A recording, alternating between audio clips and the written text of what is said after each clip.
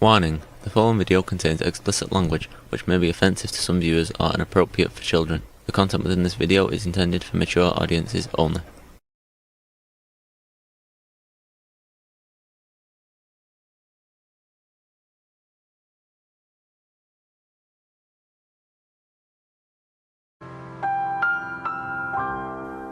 Hello and welcome to this video. I'd like to start out by thanking all the people that watch these videos, who leave comments, who subscribe. Thank you very much. And I need to send a shout out to Slice of Life.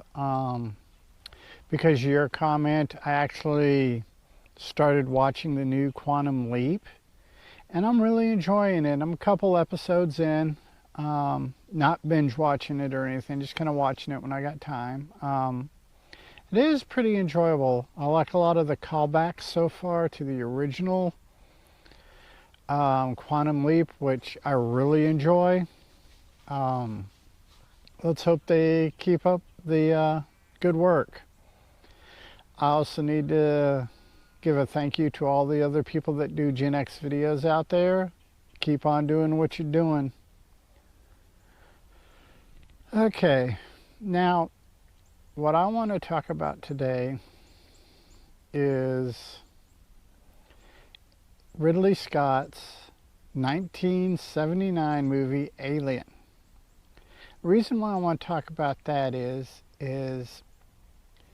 for me, that was one of the first, if not the first movie I ever watched in which you had a strong female lead. Sigourney Weaver's Ripley.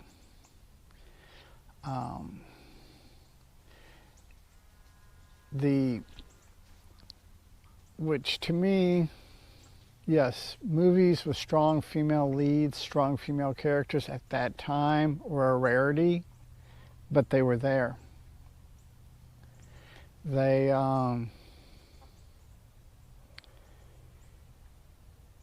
showed women in a particularly good light. Very well, very scenic movie, very Ridley Scott. One thing Ridley Scott never fails in any of his movies is a visual treat. Alien, no exception. But the whole concept of Ripley, the whole strong, assertive female, there it was. It was, you know, early, I want to say early post-sexual revolution,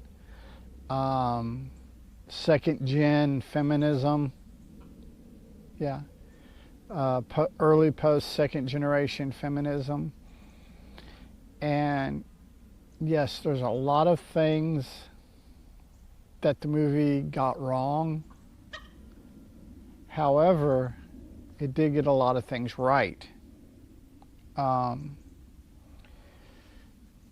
The Angela Cartwright character, can't think of the character's name offhand, but I think that could have been handled a little bit better, because watching the movie now, all these years later, that character was your screamy, weak, whiny female, which was the polar opposite of the assertive, strong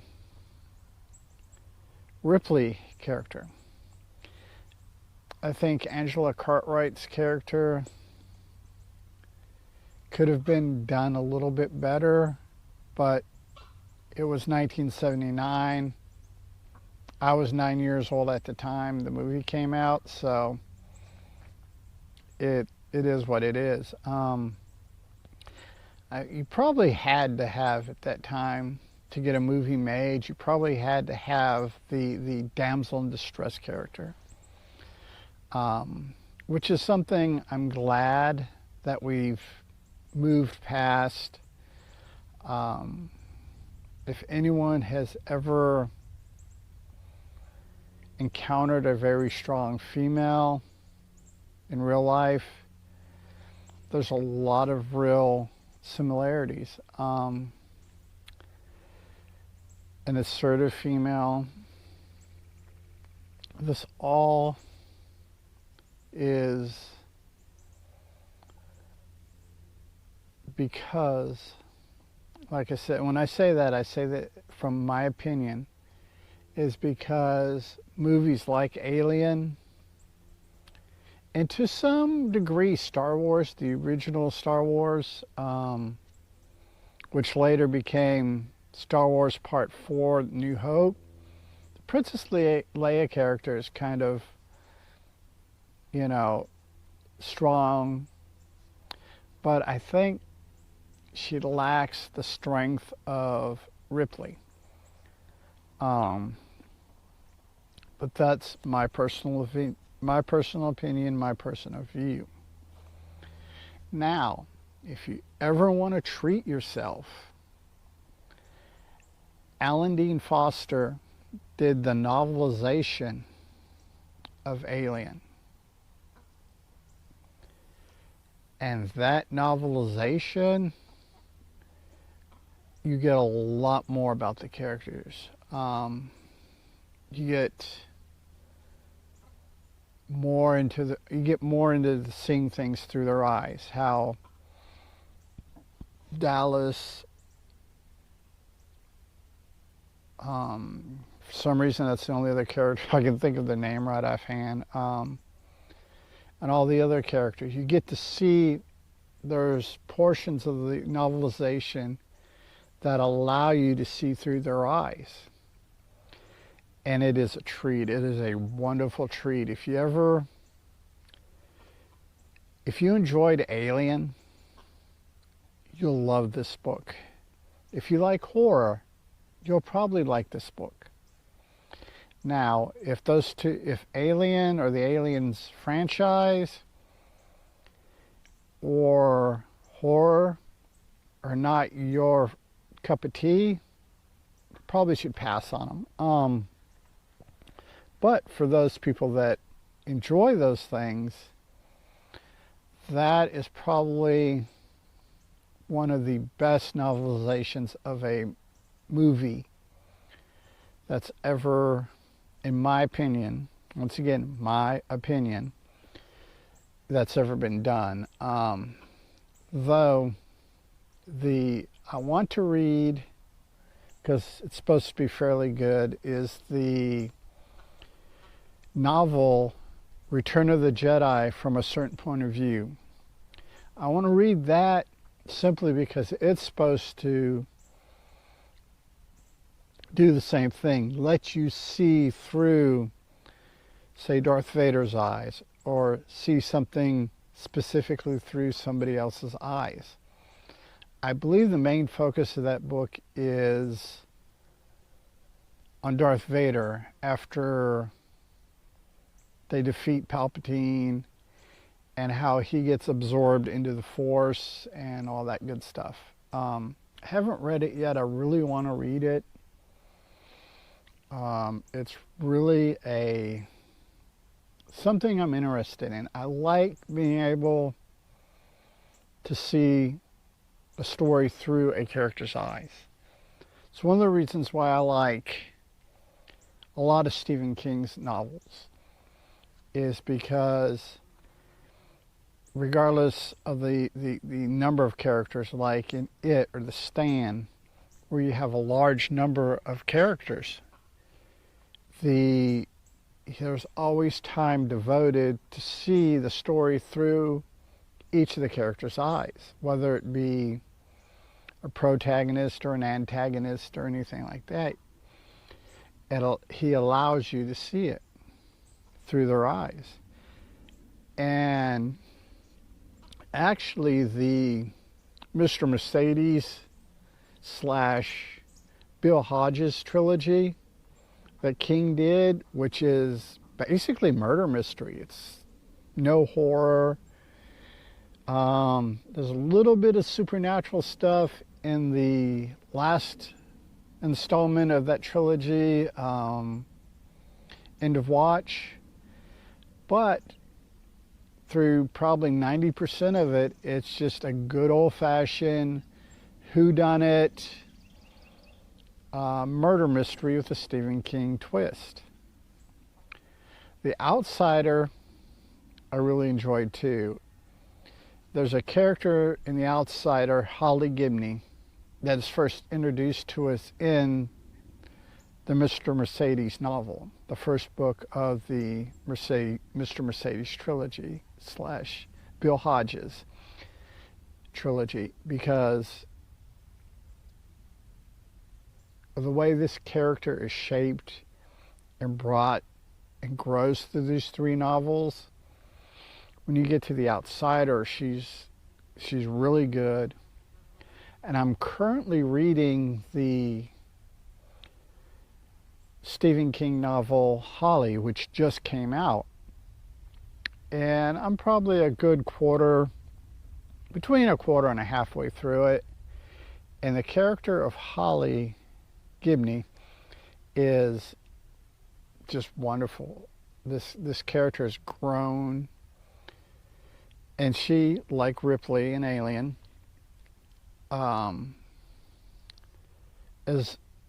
she's not as strong or verbose as Ripley, but you get to see her grow. And I am actually looking forward to more novels by King that has this character in it, simply because each iteration she becomes stronger and becomes more of this Ripley type character. You get this character arc. She grows. She has her faults. She has her foibles. She has her missteps. She has when she gets knocked back. She has all these things going on. But she still grows, learns from her mistakes, and is very much a anti-Mary Sue character. Very much developed. I kind of think that in a literary sense that Holly is basically Stephen King's literary daughter. Kind of like Ahsoka is Dave Filoni's daughter. It's just that kind of growth.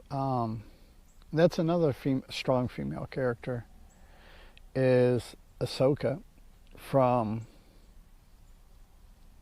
the Clone Wars animated movie and Clone Wars animated series. Starts out as a punk, know-it-all, is good at just about everything and knows she's good at just about everything. Pretty much asshole of a child. But she grows through the series. She grows and grows and grows to get the Ahsoka that is currently in the live action Ahsoka on Disney Plus with Rosario Dawson playing that role. I don't know how true it is, but I heard that Rosario Dawson basically from day one has always wanted to play the Ahsoka character from like even before Filoni was doing live action stuff. Rosario Dawson had basically stepped forward, said, look, if you ever do live action, I'm interested. So yeah, I don't know how true that is, but the mythology is worth it. So But no,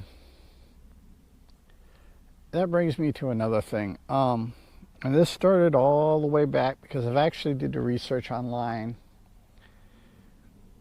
going all the way back to Alien.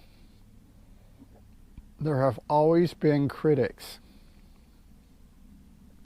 that have put forth their opinion that if it has a vagina, it needs to be in the kitchen, barefoot, pregnant, and making dinner for the man of the house, and all that bullshit. And now in the internet, the age of the internet and YouTube and Twitter and Facebook and all that good silly stuff,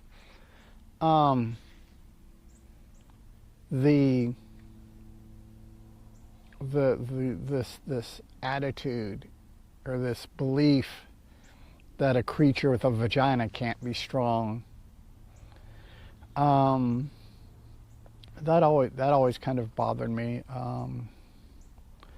because if you've ever been in a situation, and I've been in plenty of them, especially when I worked with the Texas Department of Corrections as an officer,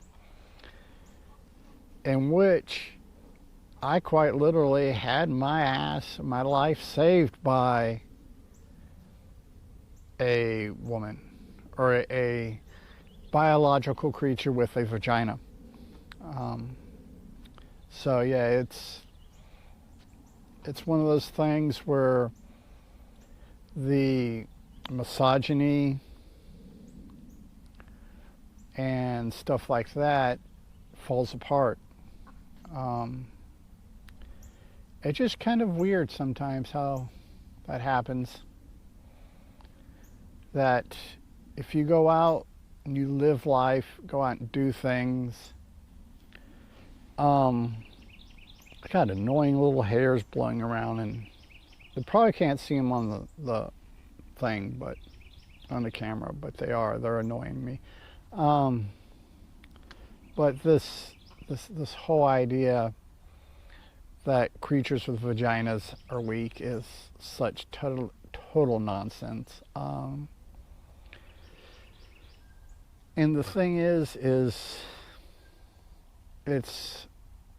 and I imagine if you wanted to, you could probably go back even before 1979 and find literary character. Well, I know you can because of the main female protagonist in Robert Heinlein's Stranger in a Strange Land is a strong.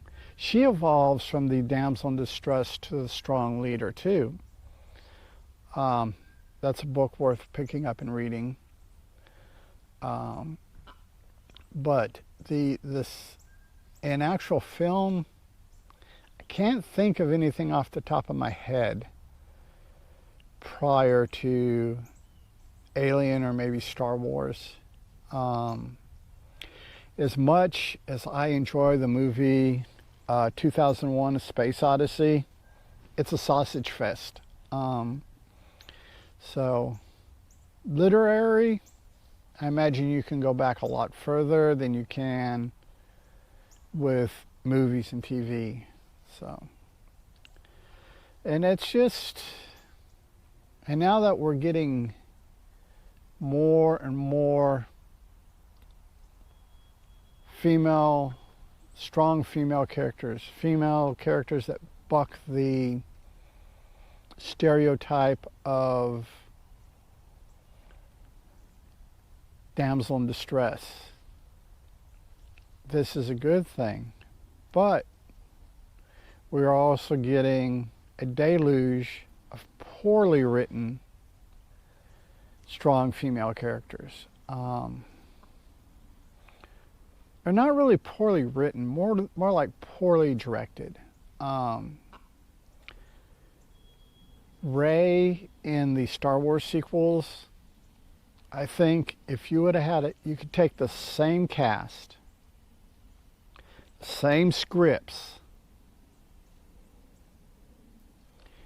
and given it to a director more suited for Star Wars, I think the sequels could have turned out a lot better. I think if somebody like Filoni or Favreau or somebody like that could have directed those movies, like I said, same cast, same script, I bet you you would have had better reception. Your plot lines would have been a lot better smoothed out on the fly and things like that.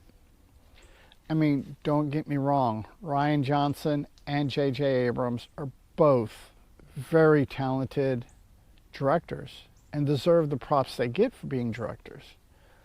They're just not really cut out to do Star Wars.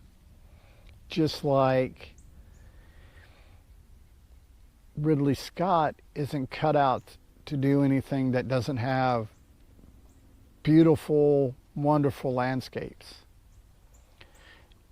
If Ridley Scott made a movie that took place inside, say, a house or a building or something, and that's pretty much what the story encompassed, it wouldn't be as good as, say, Alien or The Duelist or any of his other Kingdom of Heaven. Visually wonderful, beautiful movies. So you've got to pick the directors or writers or whatever that are suited for that. I'm pretty sure Ron Howard did his best to try and save Solo, a Star Wars story, but I think the damage had already been done. I mean, mind you, his daughter has directed some wonderfully beautiful Star Wars live-action TV shows. Yeah, that family trait runs true. I wouldn't mind seeing Ron Howard do a Star Wars movie. I think that would be interesting. I think he has the sci-fi chops to do it. And I also think that we should start balancing out. Yes, we've had a while where we've had the strong women, well-written strong women, but we need to come into balance. That regardless if you have a penis, a vagina, breast, pectorals, it doesn't matter. We need to start balancing things out. Get to a nice, even kilter. But I think that will resolve itself in time. So yeah, it's just something to think about. Just throwing it out there. And until next time, peace.